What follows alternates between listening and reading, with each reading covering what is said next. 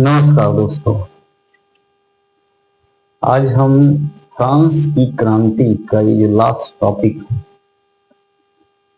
उसको डिस्कस करेंगे और हम ये देखेंगे कि किस तरीके से फ्रांस अब संवैधानिक राजतंत्र से रिपब्लिक की तरफ, गणतंत्र की तरफ आगे बढ़ता है। इसके पहले वाले क्लास में हम लोगों ने देखा था कि फ्रांस में निरंकुश राजतंत्र के स्थान पर संवैधानिक राजतंत्र की स्थापना हुई। लेकिन ये जो संवैधानिक राजतंत्र था उससे बहुत सारे लोग जो थे वो उससे सहमत नहीं थे। वो चाहते थे कि फ्रांस में राजतंत्र को पूर्णतः खत्म करके यहाँ पे लोकतंत्र की स्थापना होनी चाहिए।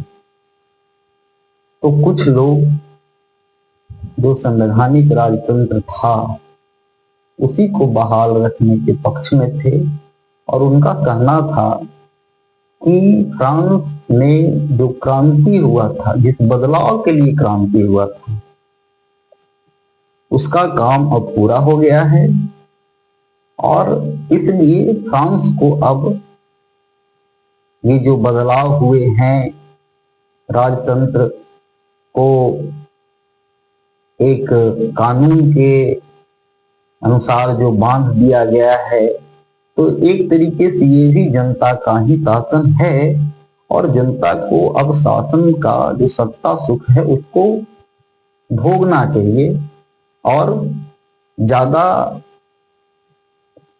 आगे जो प्रयास है उसको अभी नहीं, बल्कि उसके लिए अभी कुछ और समय की जरूरत है। उसके अकॉर्डिंग वो खुद ब खुद होगा। खैर, तो आज जो है हम इस वीडियो के माध्यम से इस क्लास में ये देखेंगे कि किस प्रकार से अब फ्रांस एक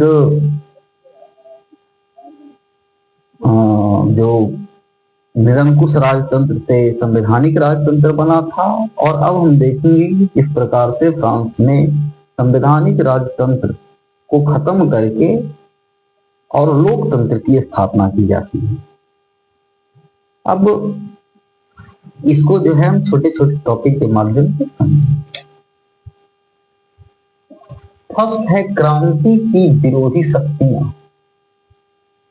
कहता है कि जो भी वैसे लोग थे जो कि क्रांति के विरोधी थे, जैसे बहुत सारे जो कुलीन वर्ग के लोग थे जो कि बस्ती के पतन के बाद फ्रांस छोड़कर भाग गए थे। उसके बाद हमने देखा कि जब चर्च का जो अधिकार था, जब उसको सीमित किया गया, तो बहुत सारे जो पुरोहित वर्ग के लोग थे वो भी इस क्रांति से नाराज थे।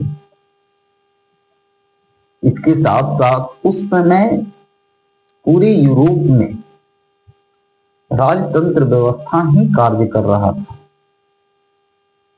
फ्रांस पहला वो देश था जहां राजतंत्र के खिलाफ ये जनता का विद्रोह हुआ था और शुरुआत में ये जो विद्रोह था, ये जो आंदोलन था, उसका उद्देश्य राजत्व को खत्म करना नहीं बल्कि राजा के ऊपर कुछ अंकुश लगाना। लेकिन फिर भी फ्रांस के जो ये विरोधी लोग थे जो कि भागकर दूसरे देशों में चले गए थे, वो फ्रांस के बाहर और भी वो सारे देश जहां पे राजतंत्र व्यवस्था काम कर रहा था, वहां के जो राजा थे उनके साथ ये लोग गठजोड़ बनाते हैं, एक गठबंधन बनाते हैं ताकि किसी प्रकार से फिर से फ्रांस में राजतंत्र व्यवस्था की स्थापना की जाए। इसमें जो सबसे प्रखर सपोर्टर था वो था लियोपोल्ड दूती, जो कि ऑस्ट्रिया का राजकुमार था और लुई 16वां का वो साला भी था, मतलब लुई 16वां की जो पत्नी थी मैरी एंटोइन, उसका भाई था। इसलिए इन लोगों को ये आशा था, मतलब फ्रांस के जो विरोधी लोग थे उनको आशा था कि एक समय आएगा कि फ्रांस से फिर से राजतंत्र को खत्म, फिर से लोकतंत्र को खत्म करके राजतंत्र का स्थापना होगा और हमारे जो पुराने दिन थे वो फिर से वापस आएंगे, मतलब हमारे जो लदे हुए दिन थे उसका फिर से पुनरुद्धार होगा। अब इसके लिए इन लोग क्या करते हैं, तो राजा को भागने का प्रयास। इन लोगों को लगता है कि भाई किसी प्रकार से राजा को फ्रांस से निकाला जाए। लुई 16 को, जैसा कि हमने आपको बताया कि लुई 16 को जो टुइलेरी का राजप्रताप था वहां एक तरीके से इनको नजरबंद रखा गया था। राजा रानी और उनका जो बेटा था उनको, इसके बारे में हम लोग पिछले क्लास में डिस्कस किए हैं। तो इन लोगों को लगता था कि राजा को जब वहां से निकाल दिया जाएगा तो वो एकदम सबसे अच्छा और सबसे सटीक अनुकूल वातावरण होगा फ्रांस पर।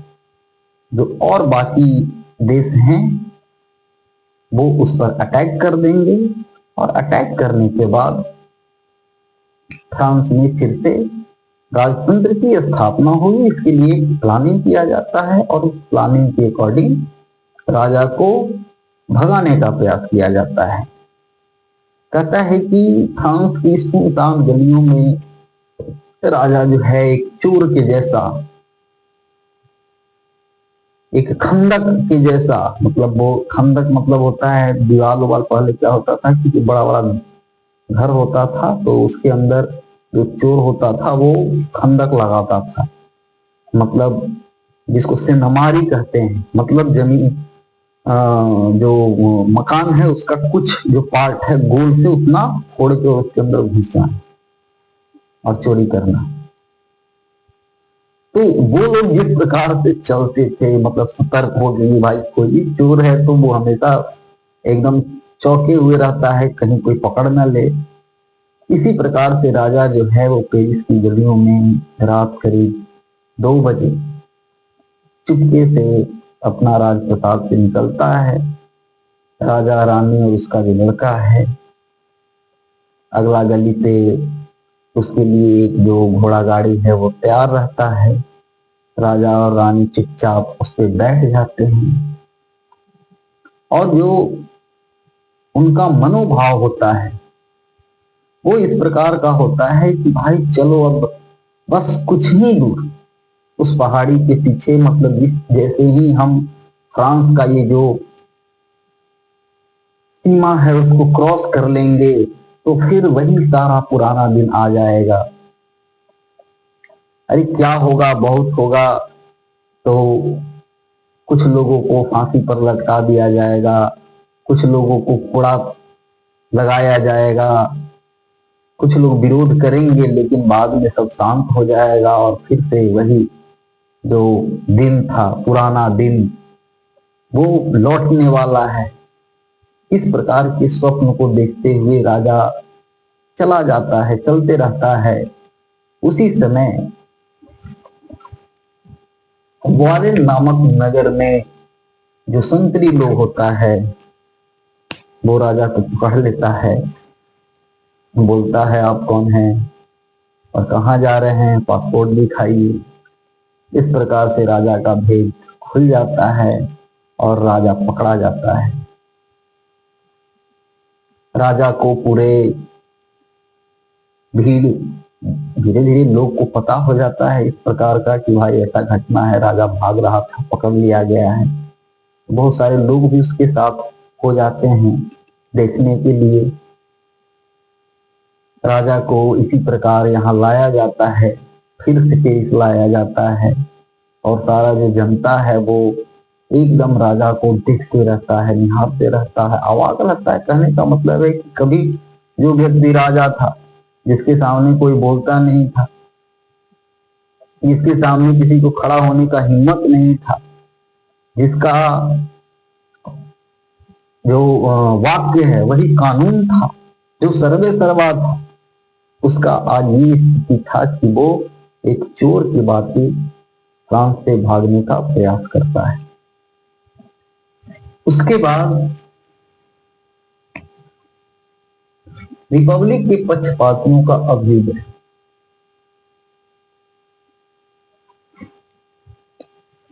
कहता है कि बहुत सारे जो लोग रिपब्लिक के जो सपोर्टर लोग थे, जो कि चाहते थे कि ये जो वैध राजतंत्र है उसको खत्म करके रिपब्लिक स्थापित किया जाए, अब ये लोग कहने लगे कि भाई आखिर राजा का जरूरत ही क्या है, राजा भाग रहा था, अब राजा भाग जाता तो क्या बिना राजा का शासन व्यवस्था नहीं चल सकता है?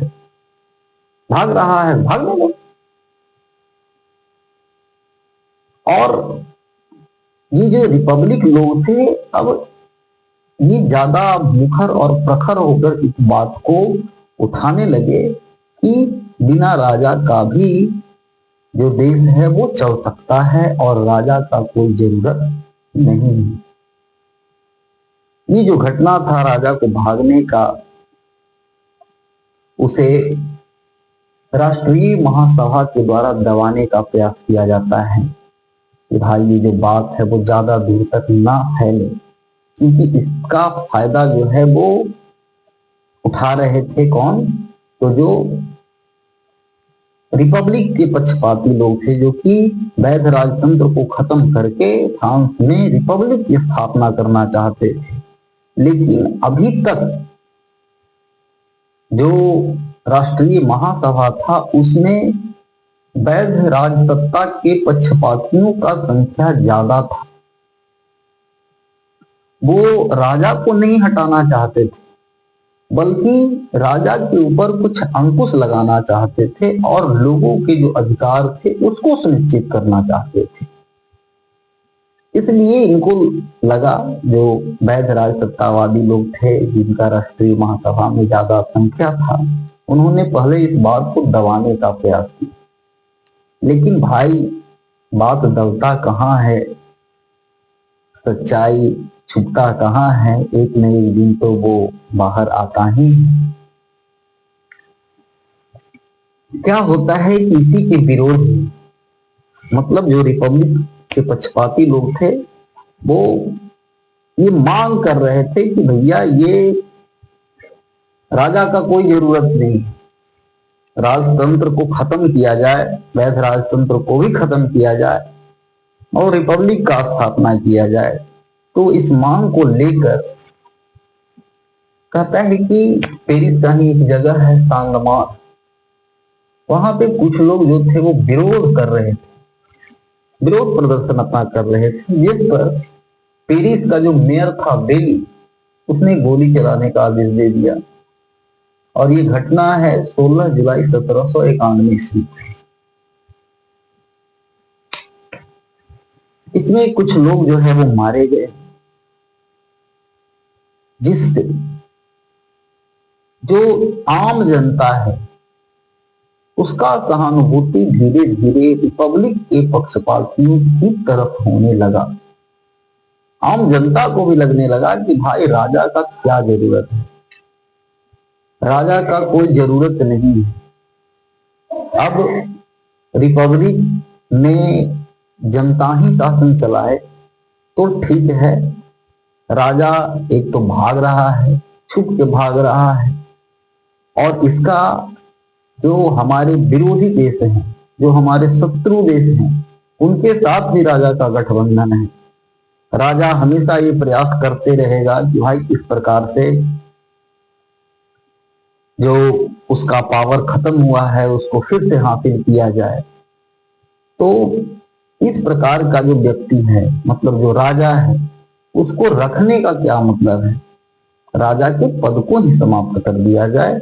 इसके पक्ष में लोग धीरे धीरे अब एकजुट होने लगे, लेकिन अभी तक इनका संख्या बहुत ज्यादा नहीं था। अब जो रिपब्लिक थे उसके नेता कौन थे? तो इसका जो मेन नेता था, सर्वप्रधान नेता था डॉक्टर मरत। ये चिकित्सा शास्त्र का पंडित था, ये बड़ा विद्वान व्यक्ति था, अलग अलग भाषाओं का इसे ज्ञान था। चिकित्सा का तो ये पंडित कहाँ ही जाता था, और बड़ा नॉलेजेबल पर्सन था।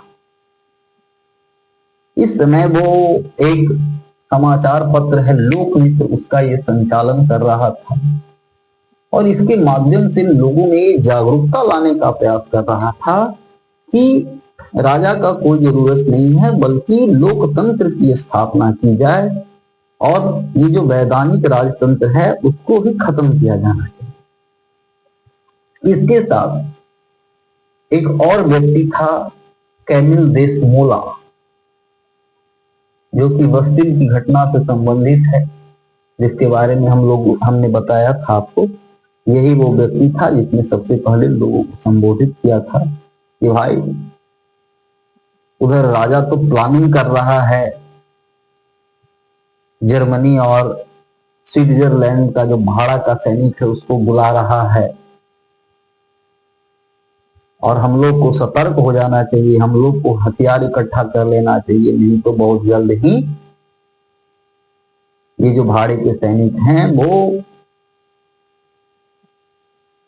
हमारे जो लोग हैं, मतलब कि जो क्रांतिकारी लोग हैं, उनकी हत्या करते हुए पाए जाएंगे। जिससे भीड़ जो है वो भड़क गया था और बस्ती का पतन हुआ था। तो ये भी जो व्यक्ति था कैमिल देशमोला, ये भी रिपब्लिक का नेता था।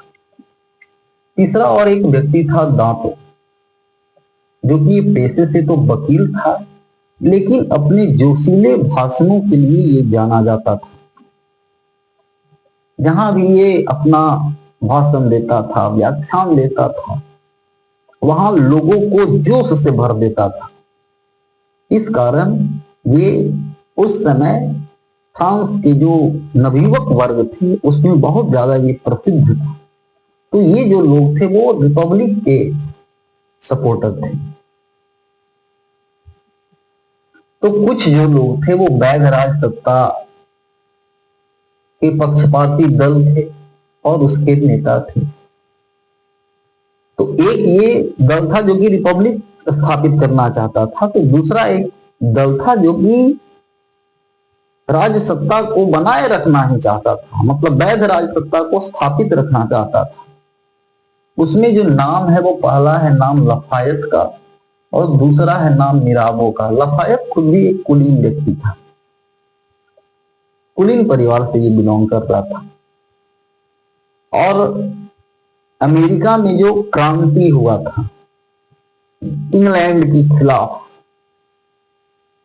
और जिसमें बहुत सारे स्वयंसेवक, फ्रांस के स्वयंसेवक अमेरिका की मदद करने गए थे, जिसके बारे में भी हम लोगों ने पिछले क्लास में डिस्कशन किया है। तो ये भी व्यक्ति वहां अमेरिका गया था, और बाद में हमने देखा है कि जब फ्रांस में, खास करके पेरिस में, जब बहुत ज्यादा बस्तिल के पतन के बाद अव्यवस्था फैल जाती है, तो एक राष्ट्रीय स्वयंसेवक सेना का गठन किया जाता है, और ये जो लफायत है उसी को उसका सेनापति नियुक्त किया जाता है। तो ये व्यक्ति था, ये जो लफायत था वो वैध राज सत्ता को स्थापित रखना चाहता था, उसका सपोर्टर था। तो दूसरा और एक व्यक्ति था मिराबो। अब ये मिराबो कौन व्यक्ति था? तो आपको याद होगा कि जब राजा ने अलग अलग जो है वो वोटिंग करने के लिए आदेश दिया था अलग अलग स्टेट्स को, तो ये मिराबो ही वो व्यक्ति था जिसने वहां राजा का विरोध किया था और बोला था कि नहीं, हम तब तक यहां से नहीं जाएंगे जब तक कि हमको बंदूक का जो कुंडा है उससे मारकर हटाया नहीं जाता है, भगाया नहीं जाता है, और हम लोग तब तक नहीं मानेंगे जब तक कि ये जो वोटिंग का सिस्टम है उसमें बदलाव किया जाए। और यही कुलीन था, लेकिन फिर भी इसका राजा के ऊपर प्रभाव था। लेकिन होता ऐसा है कि राजा को पेरिस छोड़ के भागने से कुछ दिन पहले 2 अप्रैल 1791 को मिराबो की मृत्यु हो जाती है। और ऐसा माना जाता है कि अगर मिराबो जिंदा होता तो इस प्रकार का कोई घटना ही नहीं होता, राजा को वो समझा बुझाकर और इस घटना से उसको रोकता। ये मिराबो ही वो व्यक्ति था जिसके हाथ में जो राष्ट्रीय महासभा है उसका बागडोर था। ये मिराबो ही वो व्यक्ति था जो कि राष्ट्रीय महासभा के लिए जो भी कानून बनाए जा रहे थे उस कानून पे मिराबो का जो विचारों का जो प्रभाव है वो देखा जा सकता है। लेकिन खैर एक जब मिराबो और ये मिराबो और लफायत दोनों जो थे वो वैध राजसत्ता के पक्षधर लोग थे, लेकिन जैसे ही मिराबो की मृत्यु हो जाती है तो ये जो वैध राजसत्ता के पक्षधर लोग हैं उनका स्थिति कमजोर हो जाता है और जो रिपब्लिक के समर्थक लोग हैं उनका स्थिति मजबूत हो जाता है। अब विधानसभा तो कहता है कि 30 सितंबर 1791 को राष्ट्रीय महासभा का कार्य संपन्न हो जाता है। इसमें कुल 2500 कानून बनाए जाते हैं, पास किए जाते हैं और इसका जो प्रथम बैठक है उसमें राजसत्तावादियों का संख्या 505 और रिपब्लिक के पक्षपातियों का संख्या 240। मतलब इससे आप समझ सकते हैं कि ये जो विधानसभा है उसमें वैध सत्तावादियों का संख्या ज्यादा 505 और जो रिपब्लिक के समर्थक लोग थे उनका संख्या कम था, मतलब उनका संख्या सिर्फ 240 था। यहां आप एक चीज और ध्यान देंगे कि फ्रांस में जो निरंकुश राजतंत्र के स्थान पर जब वैध राजतंत्र की स्थापना की गई और विधानसभा का निर्माण किया गया जो कि नियम और कानून बनाने के लिए एक संस्था था, जो कि 745 सदस्य जो थे वो इसके सदस्य थे, 745 लोग।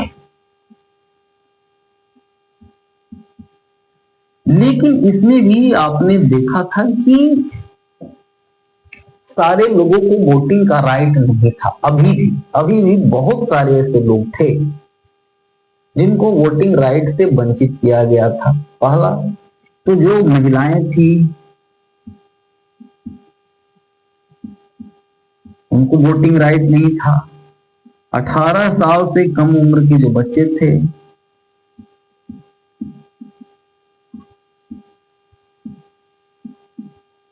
लोग थे उनको वोटिंग राइट नहीं था।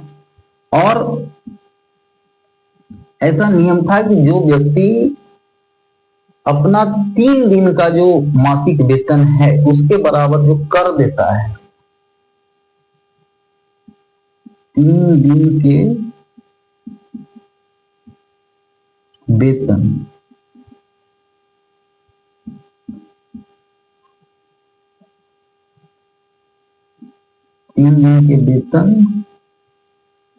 का भाग कर के रूप में देता है। इनको वोटिंग राइट था। तो एक तरीके से हम कह सकते हैं कि फ्रांस का अभी भी एक बहुत बड़ा वर्ग था जो कि वोट राइट से वंचित था। अभी भी जो अमीर लोग थे, जो पैसे वाले लोग थे, जो कर देने वाले लोग थे, उनको ही वोटिंग राइट का अधिकार दिया गया था। और इनके जो समर्थक थे अधिकतर वही वैध राजसत्ता के भी पक्षधर थे। जबकि एक दूसरा ग्रुप जो रिपब्लिक का था उसका कहना था कि नहीं, सारे लोगों को वोटिंग राइट होना चाहिए, चाहे वो राज्य को टैक्स देता है या नहीं देता है, अधिकार सबको होना चाहिए। इसमें भी अब देखते हैं हम कि ये जो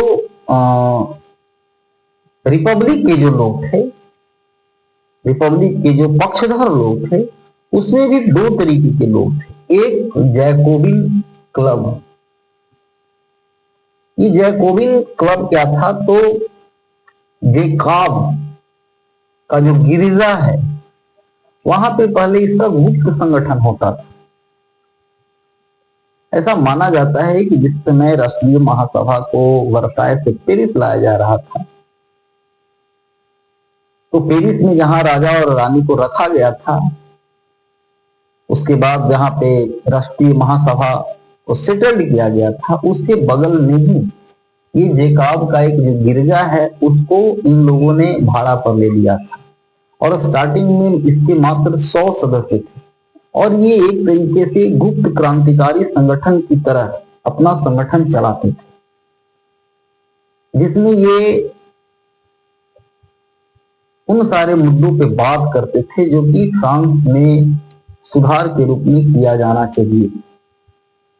तो एक तरीके से ये गुप्त क्रांतिकारी संगठन थे, और ये जो लोग थे, इनको हम एक तरीके से कह सकते हैं कि ये रिपब्लिक के गरम दल के नेता थे। भारत में गरम दल और नरम दल आप पढ़े होंगे, तो इसको आप एक तरीके से कह सकते हैं जैकोबिन क्लब जो था वो एक गरम दल के रूप में काम कर रहा था।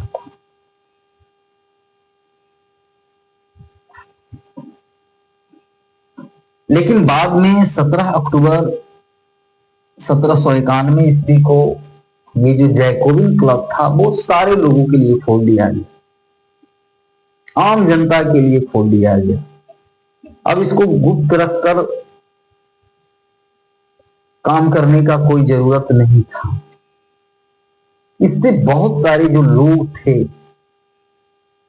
वो इससे जुड़ते चले गए, और खास करके फ्रांस के वैसे लोग जिन्हें अभी भी वोटिंग राइट नहीं था, गरीब लोग थे, वो इसके सदस्य बनते चले गए।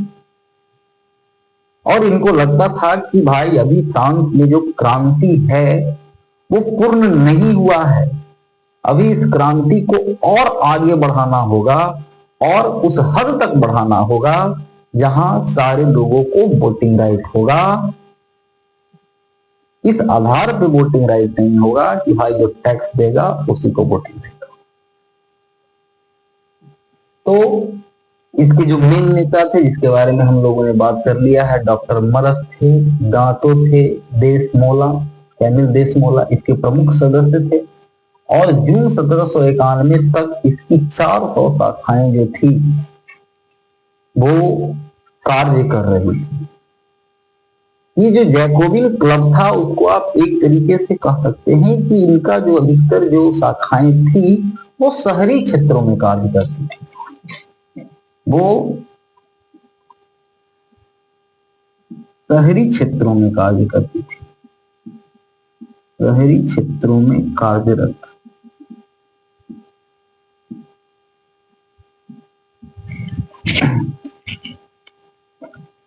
तो दूसरा जो दल था वो था जिरोंगिस्ट दल। अब ये जो जिरोंगिस्ट है वो कहता है कि फ्रांस का जो दक्षिण पूर्वी, फ्रांस के दक्षिण पूर्व में एक जगह है जिरोंग, वहां ये दल जो है वो स्थापित किया गया था, और इसका जो प्रधान नगर था वो था वर्दियो, और इसका जो प्रधान नेता था वो था वर्जिनी। ये जो जिरोंगिस्ट दल था उसको आप एक तरीके से नरम दल भी कह सकते हैं।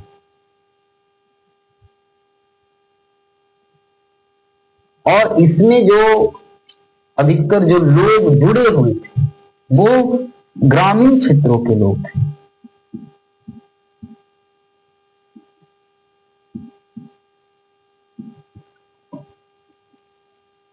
ये भी रिपब्लिक का पक्षपाती था, लेकिन ये उग्र प्रवृत्ति का नहीं था। मतलब ये ऐसा, इसकी जो सदस्य थे या इसके जो लीडर थे उनका मानना था कि ठीक है, बदलाव होना चाहिए, क्रांति को आगे बढ़ाना चाहिए, लेकिन वो क्रांति जो है वो स्टेप बाय स्टेप धीरे धीरे आगे बढ़ना चाहिए। मतलब एक ही बार में सारा कुछ परिवर्तन नहीं होना चाहिए, जिससे देश में अशांति का वातावरण बने। तो इस प्रकार से हम कह सकते हैं कि रिपब्लिक के भी जो पक्षपाती लोग थे वो भी दो ग्रुप में बटे हुए थे। एक जैकोबिन, जो कि गरम दल जिसको हम कह सकते हैं, इनके जो लीडर्स थे वो उग्र विचारों के थे, तुरंत परिवर्तन चाहते थे, तत्काल परिवर्तन चाहते थे, और इनका जो प्रभाव था वो फ्रांस के शहरी क्षेत्रों में था। तो दूसरी तरफ जिरोंजिस्ट दल थे, जो कि एक नरम दल के जैसा काम कर रहे थे, और इनका जो मेन प्रभाव था वो फ्रांस के ग्रामीण क्षेत्रों में था। ये भी सुधार के पक्षपाती थे, लेकिन उसके लिए ये उग्र विचारधारा को फॉलो नहीं करना चाहते थे, बल्कि परिवर्तन को धीरे धीरे लागू करवाना चाहते थे। अब जिस समय विधानसभा तैयार हुआ तो भाई विधानसभा के सम्मुख कुछ समस्याएं थी। समस्या क्या थी? तो एक तो हम देख रहे हैं कि फ्रांस का स्थिति इस तरीके का है। कुछ लोग रिपब्लिक के सपोर्टर थे, कुछ लोग वैध राजसत्ता के सपोर्टर थे। रिपब्लिक के सपोर्टर में भी दो कैटेगरी के लोग थे। इसके साथ बहुत सारे जो कुलीन लोग फ्रांस से भागकर दूसरे देशों में चल गए थे, वो भी लगातार षड्यंत्र कर रहे थे। इसके साथ जो पुरोहित लोग थे, जिनका अधिकार छीन गया था, चर्च से जिनका प्रभुत्व छीना गया था, वो भी कहीं ना कहीं नाराज थे और वो भी षड्यंत्र कर रहे थे। और ये सारे लोग,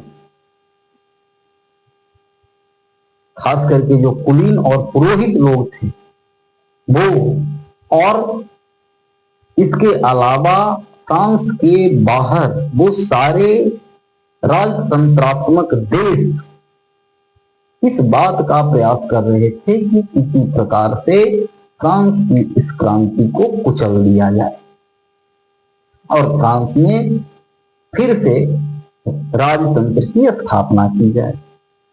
तो एक तरफ हम देख रहे हैं कि कुछ ऐसे लोग थे जो कि फ्रांस में फिर से निरंकुश राजतंत्र की स्थापना करवाना चाहते थे, तो दूसरी तरफ जो कुछ लोग थे जो कि कुछ वैध राजसत्ता को स्थापित करना चाहते थे, उसी को कायम रखना चाहते थे। तो कुछ ऐसे भी लोग थे जो कि वैध राजसत्ता को हटाकर रिपब्लिक की स्थापना करना चाहते थे, और उस रिपब्लिक की स्थापना करने वाले जो लोग थे वो भी दो प्रकार के थे। एक तुरंत इसमें बदलाव चाहते थे और एक धीरे धीरे इसमें बदलाव चाहते थे। तो जो विधानसभा था उसके सामने बहुत बड़ा एक समस्या ये था कि भाई ये जो सारे लोग हैं, ये जो सारी चुनौतियां हैं, उस चुनौतियों से कैसे पार पाया जाए। इसी समय ऑस्ट्रिया का जो सम्राट है लियोपोल्ड द्वितीय, वो यूरोप के और भी जो राजा थे उनसे ये अपील करता है कि फ्रांस में राजतंत्र की स्थापना करना जरूरी है, वैध है। राजसत्ता को पुनः स्थापित करना ही हमारा उद्देश्य होना चाहिए, क्योंकि उनको डर था कि ये जो आंदोलन है, ये जो क्रांति है, वो सिर्फ फ्रांस में ही नहीं रहेगा। अगर फ्रांस का ये क्रांति सफल हुआ तो धीरे धीरे ये पूरे यूरोप को अपने चपेट में लेगा, और जैसा कि हम बाद में देखेंगे। तो इनको लगता था कि ये जो क्रांति का बीज जो फ्रांस से उपजा है उसको वहीं खत्म कर दिया जाए। तो दूसरी तरफ ये जो लियोपोल्ड द्वितीय था वो लुई 16 का साला भी था, मैरी एंटोइनेट का भाई भी था। तो इस कारण भी उसका फ्रांस के राजा के प्रति सहानुभूति था, वो अपने जीजा को, अपनी बहन को फिर से राजा और रानी बनाना चाहता था। इसके लिए उसने यूरोप के और जो बाकी राजतंत्र वाले देश थे, जहां पे राजा लोग थे, उनसे ये अपील करता है कि आप लोग हमारे साथ आइए और फ्रांस का ये जो क्रांति है उसको कुचलने में हमारी मदद करें, ताकि फ्रांस में फिर से राजतंत्र की स्थापना की जाए। अब 27 अगस्त को पिलनिट्स की प्रसिद्ध उद्घोषणा की जाती है। यही इसमें ऑस्ट्रिया का जो सम्राट है लियोपोल्ड द्वितीय और प्रसिया का सम्राट, क्योंकि उस समय ऑस्ट्रिया और प्रसिया दो अलग अलग देश हुआ करते थे। बाद में जब आप पढ़ेंगे जर्मनी का एकीकरण, तब आपको वो समझ में आएगा कि भाई ऑस्ट्रिया अलग था, पर्सिया अलग था। ऑस्ट्रिया और पर्सिया को एक साथ मिलाकर आज जो है वो जर्मन स्टेट का निर्माण किया गया है। तो वो भी इसके साथ आ जाता है। इसके साथ जो लुई 16 का भाई था आर्थोआ, वो ये घोषणा करता है कि भाई क्योंकि लुई 16 तो अभी इन लोगों के कब्जा में है, इसलिए वो अपने आप को राजा घोषित कर लेता है और फ्रांस के विरुद्ध युद्ध का तैयारी करने लगता है। इससे क्या होता है कि जब ये बात फ्रांस की जनता तक पहुंचती है तो जनता क्रोधित हो जाती है, गुस्सा हो जाती है। इसको लगता है कि भाई हमारा जो क्रांति है, हमारा जो अधिकार है, उसको हमारे पड़ोसी देश खत्म करना चाहते हैं, ये हमारे आंतरिक मामला में हस्तक्षेप करना चाहते हैं। अब जो फ्रांस के जो लोग थे वो एकत्रित होना शुरू होते हैं। इस प्रकार के जो लोग थे, क्योंकि अब क्या हो गया था कि पहले समाचार पत्र पर का जो प्रकाशन था उस पर रिस्ट्रिक्शन था, अब उस रिस्ट्रिक्शन को हटा लिया गया था। तो जो अलग अलग विचारक थे, अलग अलग जो नेता थे, वो अलग अलग बयान दे रहे थे और वो जो बयान था वो पूरा लोग पढ़ रहे थे और उससे उनके अंदर जोश भर रहा था। उस समय फ्रांस में, मतलब जब फ्रांस में राजतंत्र था, तो उस समय लाल टोपी और लंबा पैजामा आप देखेंगे कि वो जो ये ठेहुना है उसके नीचे तक वो पहनता था। पहले यूरोप के जो राजा होते थे या जो यूरोप के बड़े बड़े कुलीन वर्ग के लोग होते थे वही उसको पहनते थे और रेड कैप भी वही पहनते थे। लेकिन अब ये जो लोग थे वो उसको एक कह सकते हैं कि स्वतंत्रता और भातृत्व की निशानी के रूप में इसको लोग पहनने लगे। मतलब लोग ये दिखाने लगे कि अब पहले वाला जमाना नहीं है, अब हम भी कुलीन लोगों के समान ही हैं और अब कुलीन लोगों में और हम में कोई अंतर नहीं।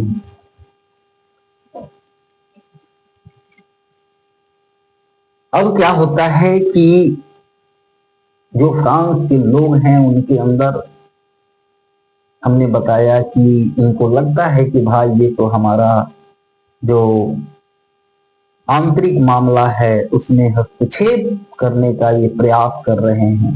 इसलिए फ्रांस के अंदर भी ये आवाज उठने लगता है कि ये जो ऑस्ट्रिया है उसको ठंडा किया, क्योंकि जब तक ऑस्ट्रिया को ठंडा नहीं किया जाएगा वो यूरोप के और भी जो बहुत सारे राज्य हैं उनको फ्रांस के विरुद्ध भड़काता रहे।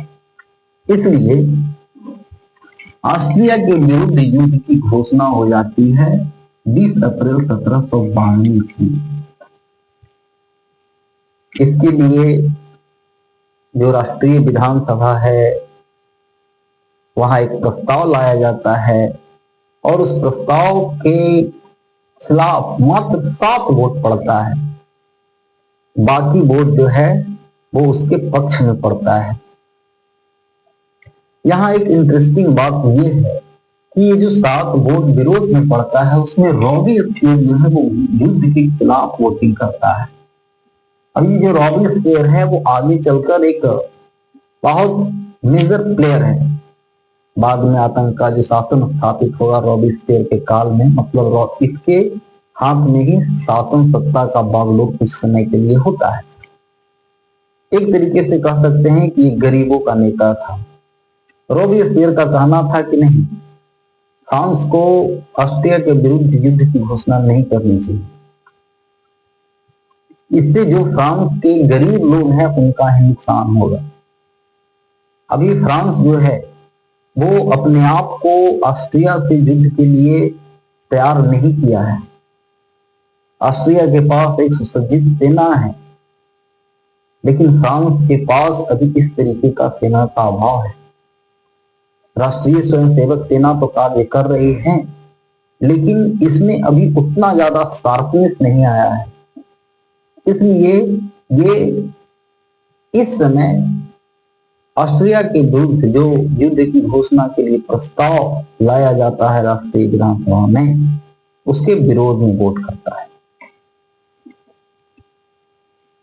इसके साथ ही राजा के द्वारा विटो का प्रयोग किया जाता है कि राजा तो यही था। कहता है कि वही जो विधानसभा है वहां पे एक प्रस्ताव लाया जाता है पादरियों के लिए, और उनको कहा जाता है कि भाई, जैसा कि हमने पिछले क्लास में देखा था कि जब चर्च का जो संपत्ति है उसको जब्त कर लिया जाता है, बहुत सारे जो उसके मठ हैं बंद कर दिए जाते हैं, और ये जरूरी किया जाता है कि भाई अब चर्च में जो लोग होंगे, जो पादरी होंगे, उनको नियुक्त करने के लिए, उनकी नियुक्ति के लिए भी अब वोटिंग होगा, और उस वोटिंग में सारे लोगों को अधिकार होगा वोट करने का, चाहे वो कैथोलिक हो, चाहे वो प्रोटेस्टेंट हो, चाहे वो यहूदी हो, या चाहे वो नास्तिक हो। और इसके साथ ही ये भी नियम बनाया गया था कि ये जो लोग हैं उन्हें फ्रांस का जो राज सत्ता है उसके प्रति वफादार होना पड़ेगा, उसके प्रति वफादारी का शपथ लेना होगा, न कि पोप के प्रति। जिसके कारण हमने देखा था कि 2/3 जो पादरी थे उन्होंने इस तरीके का शपथ लेने से मना कर दिया था और उनको उनके पद से हटा दिया गया था। लेकिन अभी भी हमने इस चीज को देखा था पिछले क्लास में भी कि अभी भी बहुत सारे जो लोग थे वो धर्म के मामले में बड़ा सेंसिटिव थे। अभी भी वो धर्म से छेड़छाड़ नहीं चाहते थे। इसलिए ये जो पादरी लोग थे वो असंतुष्ट जमींदारों के साथ मिल गए और क्रांति को कुचलने का जो एक कुचक्र चल रहा था उसमें इनका सहभागिता जो है वो विशेष रूप से देखा जाने लगा। तो इस प्रकार के जो पादरी थे उनको कहा गया कि भैया एक काम करिए, 1 माह के अंदर आपको फ्रांस छोड़कर चला जाना है। इस प्रकार का कानून बनाया गया। इसके साथ एक कानून ये बनाया गया कि जैसे कि हमने देखा कि ऑस्ट्रिया और प्रुसिया युद्ध की तैयारी कर रहा था, तो ऐसा एक कानून बनाया गया कि 20,000 स्वयंसेवकों को का जो फौज है उसका छावनी फ्रांस के नजदीक जो है वो स्थापित किया जाए, ताकि अगर मान लिए कि पेरिस, फ्रांस का जो मेन राजधानी है पेरिस, अगर उसके ऊपर अटैक भी होता है तो ये जो स्वयंसेवक लोग हैं वो पेरिस को बचा सके, उससे मुकाबला कर सके। इस तरीके का जो 2 प्रस्ताव था वो राष्ट्रीय विधानसभा से पास हो जाता है, लेकिन जब उसको राजा के पास लाया जाता है तो राजा जो है इस पर अपना विटो पावर लगा देता है। इससे जो लोग थे वो और नाराज हो जाते हैं। अब क्या होता है कि जो लोग थे वो इसके लिए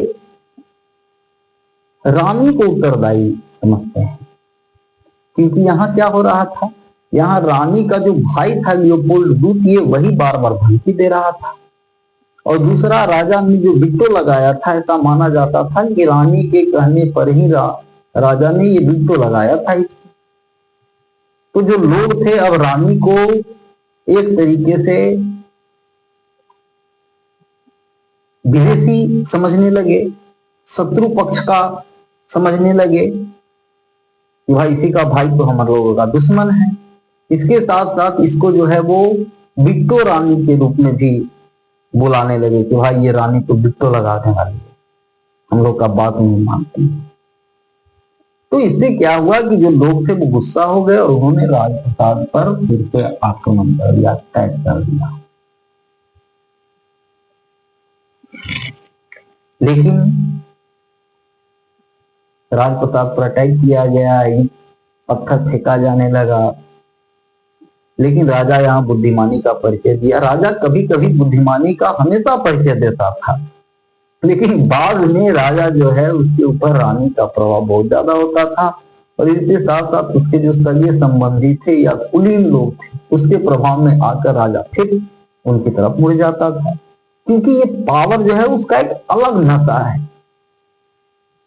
आप देखते होंगे कि जो नेता लोग हैं लाख गलती कर देगा, लेकिन वो किसी प्रकार से इन प्रकारेण ये प्रयास करेगा कि हमारा कुर्सी बचा हुआ रहे। तो पता नहीं ये जो कुर्सी है उसका क्या नशा है। ये तो जो कुर्सी पर बैठने वाले लोग हैं वही बताएंगे कि इस कुर्सी का क्या नशा है, जिसमें शासन का पूरा जो बागडोर है उनके हाथों में, और वो जल्दी कोई छोड़ना चाहता नहीं है। तो राजा के साथ भी यही था। ये एक कह सकते हैं कि एक मानव प्रवृत्ति है। तो यहाँ राजा जो है एक बुद्धिमानी का काम करता है। क्या करता है कि जो क्रांतिकारियों का जो लाल टोपी है उसको ये खुद पहन लेता है, और उनके जो तिरंगे झंडे थे उनको हाथ में लेकर झरोखा से दर्शन देता है लोगों को, ताकि लोगों को लगे कि भाई राजा जो है वो हम लोगों के साथ ही है, हम लोगों के सपोर्ट में ही है, और उनका जो गुस्सा है वो कुछ कम है।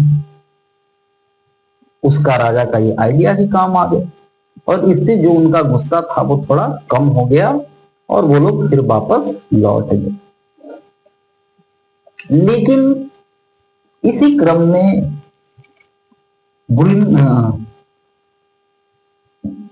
ब्रुनसीबक के ड्यूक का एक युद्ध घोषणा होता है। अब क्या होता है कि पर्सिया का जो राजा है फ्रेडरिक, वो घोषणा करता है। पहला कौन था? तो ऑस्ट्रिया का राजा लियोपोल्ड द्वितीय। अब ये जो दूसरा राजा है पर्सिया का राजा उस समय जो फ्रेडरिक था, वो भी ये युद्ध घोषणा करता है कि फ्रांस का जो जनता है वो तो एकदम अराजक तरीके का कार्य कर रहा है, और इससे ये लगता है कि वो अराजक लोगों का एक भीड़ है, एक समूह है, जो कि जब मन करता है तो वो राजा के ऊपर अटैक कर देता है। उसको लगता है कि सब जो समस्या है उसका जड़ राजा ही है। तो अब ये जरूरी हो गया है कि ये जो अशांत प्रवृत्ति के लोग हैं उनको दंडित किया जाए, फ्रांस पर फिर से अटैक किया जाए, और पर्सिया और ऑस्ट्रिया का ये जो सम्मिलित फौज है वो पेरिस की तरफ कूच करे, और जो भी लोग इनका विरोध करें उनको उचित दंड दिया जाए। इस प्रकार की उद्घोषणा के बाद वही जो ब्रुनसीबक के ड्यूक है उसके नेतृत्व में पर्सिया का जो फ्रेडरिक है राजा वो एक सेना का टुकड़ी जो है वो फ्रांस की तरफ रवाना करता है और वो भी ये घोषणा करता है कि हम फ्रांस में फिर से इस अराजकता के माहौल को खत्म करके राजतंत्र की स्थापना करेंगे और जो इस प्रकार के उपद्रवी लोग हैं उनको दंडित किया जाएगा, उनको सजा दिया जाएगा, उनको दंड दिया जाएगा। इस घोषणा से फ्रांस के जो लोग हैं वो और नाराज हो जाते हैं और इस घोषणा का परिणाम ये होता है कि 10 अगस्त 1792 ईस्वी को राजप्रसाद पर फिर एक बार हमला कर दिया जाता है, क्योंकि जो लोग थे उनको लग रहा था कि राजा जो है कहीं ना कहीं संदेश जो है वो वहां भेज रहा है, रानी कहीं ना कहीं अपने भाई को इसके लिए तैयार कर रहा है, इसके लिए उकसा रहा है कि ये जो जनता है वो देखो हम पर अत्याचार कर रहा है, देखो हमको इस तरीके का रखे हुए है, देखो हमको कैद करके रखे हुए हैं, हमको बचाओ, हमको ये करो, और हमारे दुश्मनों से ये लोग मिले हुए। यहां ये जो घोषणा था ब्रुनसीवक के द्वीप का घोषणा, यहां ये बात स्पष्ट रूप से कहा गया था कि अगर भविष्य में राजप्रसाद पर इस तरीके का आक्रमण किया जाता है तो उसका जो खामियाजा है वो फ्रांस के लोगों को और पेरिस के लोगों को भुगतना पड़े। इससे जो लोग थे इनको लगने लगा कि भाई इसमें राजा और रानी का ही षड्यंत्र है, यही लोग जो है वो प्लानिंग कर रहे हैं, यही लोग अंदर अंदर जो है हमारे जो विरोधी लोग हैं, हमारे शत्रु लोग हैं उससे मिले हुए हैं। और फिर से 10 अगस्त 1792 को फिर से राजप्रसाद पर अटैक हो जाता है, लेकिन किसी प्रकार से राजा जो है वहां से बचकर निकलता है और वो पहुंचता है कहां, तो वो पहुंचता है विधानसभा के पास कि भाई हमको बचा दो। यहाँ जो गैलरी हॉल है वहां पे राजा को रखा जाता है और वहां ये निर्णय लिया जाता है कि चूंकि राजा का ये जो इस प्रकार के जो कार्य थे, पहला भागना, दूसरा ऑस्ट्रिया का और फिर बाद में पर्सिया का लगातार धमकी मिलना, तो जो वैध राज सत्तावादी थे उनका पक्ष कमजोर हो जाता है और जो रिपब्लिक की स्थापना करने वाले लोग थे उनका पक्ष मजबूत हो जाता है। अब लोगों को लगने लगता है कि राजा का कोई जरूरत नहीं है, राजा को इसके पद से हटा दिया जाए, खत्म कर दिया जाए। और यही होता है कि ये जो राजतंत्र व्यवस्था है उस राजतंत्र व्यवस्था को समाप्त करके फ्रांस जो रिपब्लिक है उसकी स्थापना की जाती है, राजतंत्र का अंत कर दिया जाता है। और क्योंकि उस समय तक जो विधानसभा बनाया गया था और जो नियम और कानून बनाए गए थे वो सारे नियम और कानून वैध राज सत्ता को ध्यान में रखकर बनाए गए थे, लेकिन अब क्या हो गया था, अब राज सत्ता को ही समाप्त कर दिया गया था। इसलिए ये नियम बनाया गया कि नया शासन विधान बनाया जाएगा और उसके लिए कन्वेंशन की घोषणा की गई। कन्वेंशन जो है वहां पे अब नया शासन विधान बनेगा, क्योंकि शासन विधान तो बनाया तो गया था लेकिन वो एक अलग समय के अकॉर्डिंग बनाया गया था जिसमें राजा का भी एक पद था और राजा के पास कुछ कुछ हम लोगों ने देखा था कि अभी भी राजा जो था वो एक तरीके से सेना का प्रधान नहीं था, लेकिन किसी भी देश से शांति करने या युद्ध करने का अधिकार उसको नहीं था।